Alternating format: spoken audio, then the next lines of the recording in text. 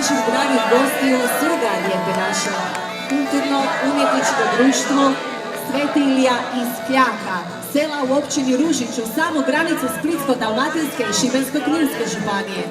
Društvo broji preko 200 članova, od čega 90 mlađih od 18 godina.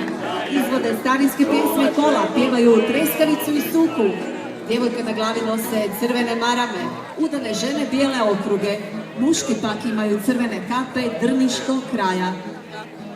Spremni su za drugu međužupanijsku smotru folklora 21. srpnja u čast Svetoga Ilije, zaštitnika njihova mjesta.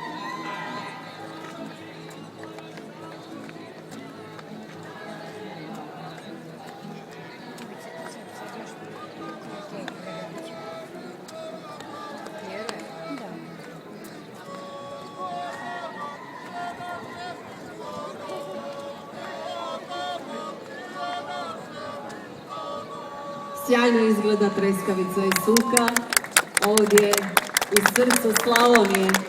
Kulturno-umjetničko društvo Sveti Ilija iz Kljaka, općina Ružić, kako sam rekla, u samu granicu Splitsko-dalmatinske i Šibensko-kninske županije.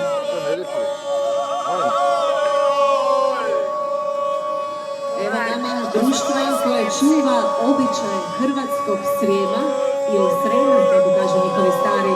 Kulturno-umjetničko društvo Antun Gustav Matoš iz Tovarnika. Nose naziv slavnog mještanina po rođenju poznata književnika.